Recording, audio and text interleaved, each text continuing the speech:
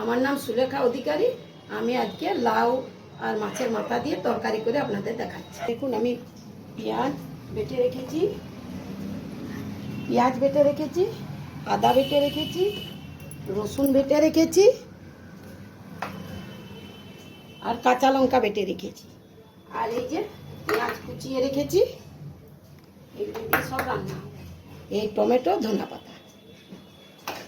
আমি এই তেল দিচ্ছি। আমি এই তেল দিলাম মাছের মাথাটা ভাজবার জন্য।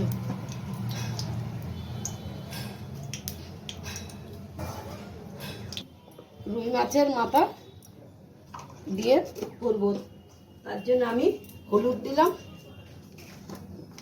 নুন দিচ্ছি, দিয়ে আমি মিশিয়ে নিচ্ছি। আমি কড়াইয়ে তেল দিয়েছি, দিয়ে আমি এই মাছের মাথাটা দিলাম।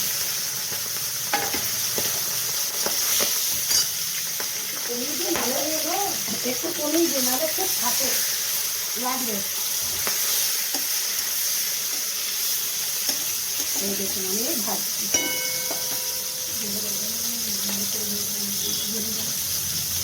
মাছের মাথাটা আমি ভাজতে বলবো না, ভাজা হোক তারপর দেখাচ্ছি আপনাদের।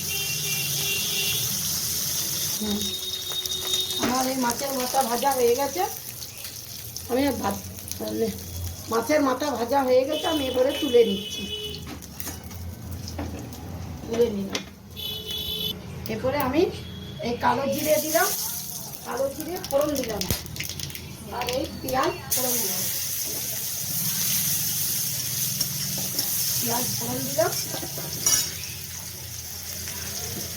পেঁয়াজটি ফোড়ন দিলাম, দিয়ে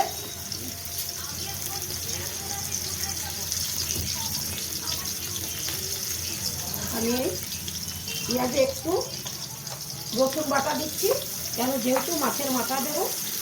একটু আদা বাটা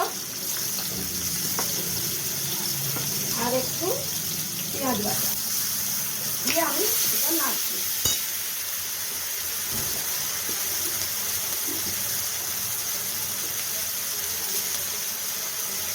এতে আমি দিচ্ছি জিরে গুঁড়ো, এটা দিচ্ছি ধনে গুঁড়ো,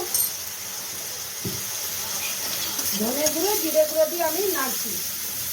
তারপরে আমি দিচ্ছি একটু টমেটো, তারপরে দিচ্ছি আমি নুন দিলাম, দিয়ে আমি এটা নাড়ছি।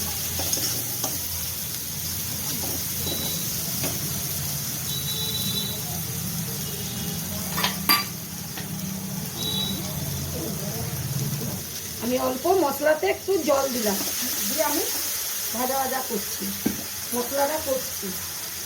এরপরে আমি দিচ্ছি হলুদ দিলাম। এরপরে আমি অল্প কাশ্মীরি লঙ্কা দিলাম। এরপরে আমি এটা ভাজা করব। এটা যখন ভাজা কষা হয়ে যাবে তখন লাউগুলো আমি দিয়ে দেবো। আমার এটা একটু কষা হোক, তারপরে আপনাদের দেখাচ্ছি। এরপরে আমি মাছের মাথাগুলো ভিজে রেখেছিলাম, ওইগুলো দিয়ে মশলাটা দিয়ে কষছি।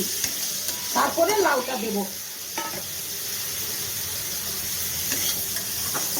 আমি মাছের মাথাটা দিলাম, দিয়ে আর এই কষছি।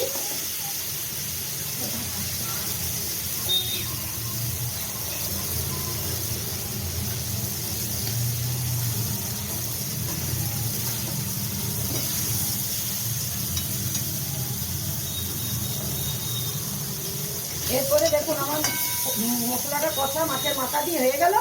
এরপরে আমি লাউটা দিয়ে দিচ্ছি। লাউটা কেটে রেখেছিলাম, লাউটা আমি এতে দিয়ে দিলাম।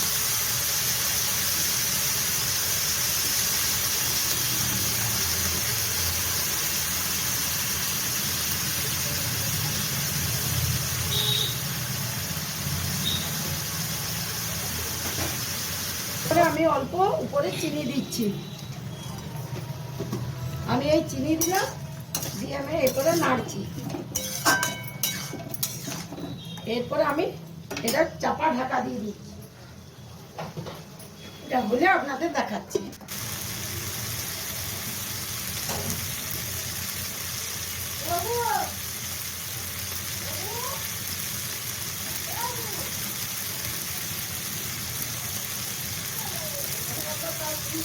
দিয়ে আর নেড়ে ইয়া করলাম, তারপর তোকে দেখাচ্ছে এলাম।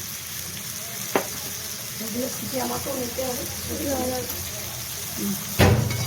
এই দেখুন আমার হয়ে গেছে, আমার এই লাউ দিয়ে মাছের মাথা দিয়ে আমার রান্না হয়ে গেছে। এরপর আমি নামাবো।